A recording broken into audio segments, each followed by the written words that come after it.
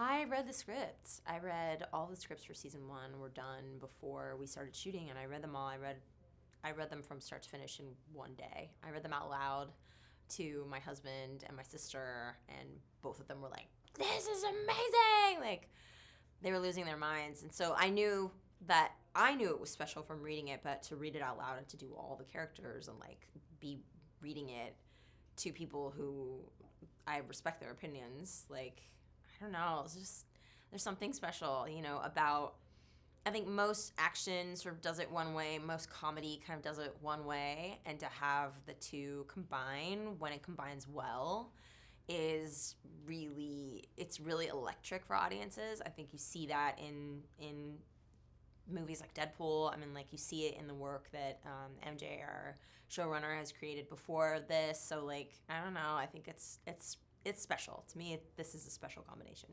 Quiet is Quiet. She is sort of on this journey for revenge. My character meets Thomas Hayden Church's character pretty early on in the pilot, and tragedy ensues, and then revenge needs to take place of pain.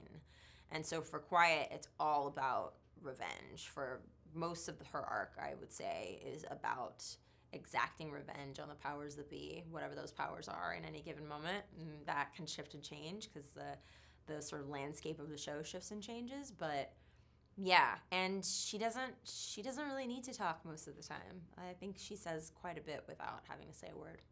Anthony's brilliant. He's an absolutely brilliant actor. I think he's one of the most talented actors I've ever met.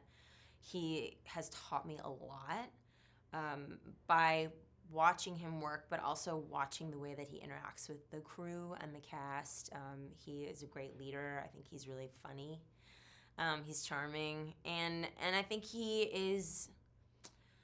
I don't know that he knows this about himself, but he's really, I mean, maybe he does, but he's really, he's magnetic on screen, and it's really because he's so alive on screen, and when we're rolling, he just brings all of himself, every part of himself, whatever those parts are, because I only met Anthony when we started shooting this. I didn't know him before. I met him for the first time in a Zoom audition for this. And everything that he does feels really layered and thought out, and it's because it is layered and thought out. Anthony's really smart. He just got his doctorate, as he bragged on set. But he's really a special actor, and I'm really grateful that I've gotten to work with him and learn from him. There's a lot of car theft in this show.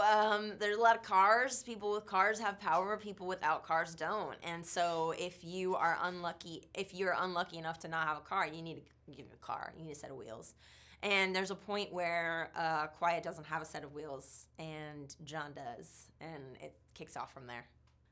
I don't want to say that my humor skews to lowbrow. I don't think it's lowbrow necessarily, but I like to laugh. I like to have a good time. And I think audiences deserve and have earned shows where you turn it on and you have a good time. You have a good time. And I think that's why people play video games a lot of the time. It's like a release for them. It's fun for them. People connect over video games a lot now in a way that we couldn't when games like Twisted Metal came out. But I just think the show is a lot of fun. And I don't know, it's fun to be in, so I hope it's fun to watch. Quiet starts out in a stolen hearse, which is kind of connected to her brother's storyline when they kind of escape Orange County.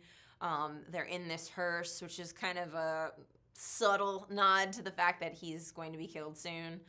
The hearse gets destroyed. The next car Quiet is in is Evelyn. She steals Evelyn from John for like a hot second. And then she has to learn how to deal with Evelyn because John built Evelyn to his specific needs, wants, and desires. And so learning about John is also learning about Evelyn and how the car drives and how it maneuvers and what it does and when it wants to stall out on her. And then the last car that they have in season 1 is Roadkill. And Roadkill, John and Quiet build together from scratch. And it's can I curse? Yeah. It is a fucking monster of a car. I mean, I think particularly for fans of the game, when they see Roadkill, they're going to be happy. But I also think, like, just as somebody who didn't play the game growing up, Roadkill is just like a beast. It's a beast. And so it's really fun to see the two of them coming together in this way. I mean, they've got a really antagonistic relationship, but coming together to build this war machine, basically.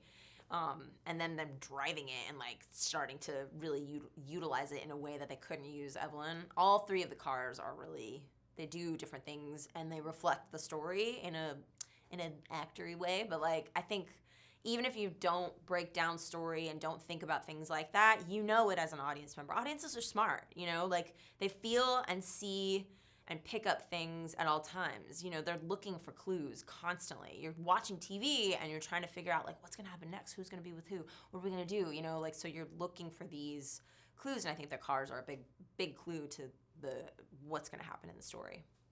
Working with Thomas Hayden Church was, and I didn't tell him this on set, but it was, like, extremely dreamy and also very nerve-wracking because he's a brilliant actor. He's extremely well-known. For a good reason. I mean, he's fantastic. He's wonderful to work with. He's a scary as presence. I mean, he is just so commanding. He's so commanding, and he's so committed. He's so committed that once in a shot, I accidentally spit in his face, and he just kept going. I was supposed to sort of spit in the general direction of Thomas Hayden Church, but instead I spit in the face of Oscar-nominated Thomas Hayden Church. It was probably my lowest moment as an actor, but he was really cool about it. I'm really excited about the way that the structure of the show is. There's a lot of flashing back and forth in time. So for the audience, they don't get the whole story right away, but because of the structure of the show and because the episodes are pretty short, you can learn a lot, like, in 3 episodes. And if you binge the series, you're going to know everything immediately, right?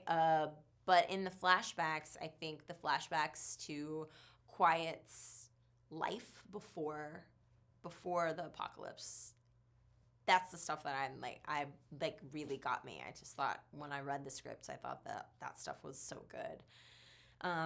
Yeah.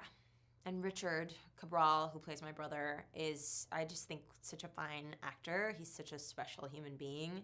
It was so joyful to work with him, and something that I'd wanted to do for a long time. And I was really lucky that we got multiple days sort of filling out that backstory of Quiet. You watch TV and there's all this, like, special effects, and, like, they come in and, like, make the actors all sweaty. No, all that sweat that you see on Anthony Mackie is a real, honey. Like, he was dripping sweat. It was like 105 degrees every day in New Orleans when we were shooting that, and it was real sweat. They did not need any glycerin. That is real. It's real. But strangely, he doesn't stink. One of the coolest things about Twisted Metal is the rabidly devoted fan base of the game. There's so much information about the game online. Like, it's just a rabbit hole that you can go down for days, which I did.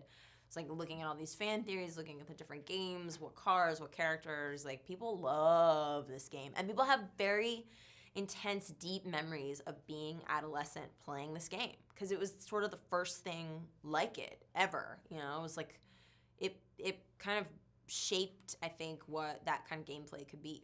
No, I wanted to do action. I wanted to do something related to action.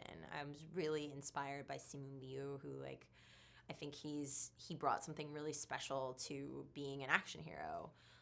And honestly, I think Anthony's work is so great, the way that he's been able to kind of mix action and comedy in his work. I wanted to try it. I mean, I spent 8 years on a cop show, right, where I got to do some stunts, but I had never done stunts to the extent that we did them on this show.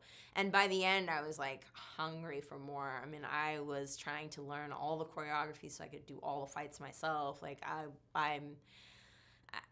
that was really exciting to me. So the combination of that and the comedy was what I was really looking for. I don't know that I would have ever imagined that I would be on a show that started as a video game, but, like, you just never know what's gonna happen. Yeah, MJ is a sweetheart. He is a fellow nerd. He is so funny. He is, like, he's just so smart and fast and quick, and I personally love when a writer is open to hearing your ideas and, like, riffing on set. I mean, if something wasn't quite working or if a joke was landing, but maybe it could be a little bit better, like he and I were just like, what about this? What about this? You know, and I love that because I do think that it means that your head writer and showrunner doesn't have an ego about his stuff and isn't precious. He just wants it to be good and funny. And B, like, sometimes I have funny things to say. So it was nice to be able to throw that stuff in. I just think he's a lovely human being, and I'm really, really lucky that he thought of me for this. You know, I think as a woman, I think people underestimate how many gamers there are that are women, and B, how much women like action. And so, I don't know, like, if you're curious about the show, I guess, like, if you think, like, I'm not sure that that's really me, I would encourage you to, like, just, like, sit down and watch a couple episodes, because I think it's, like I said earlier, it's really fun. And, like, I just think TV's doing a lot of things. It's doing a lot. Sometimes it's doing too much. But I think, like, TV should be fun, and this show is f***ing fun.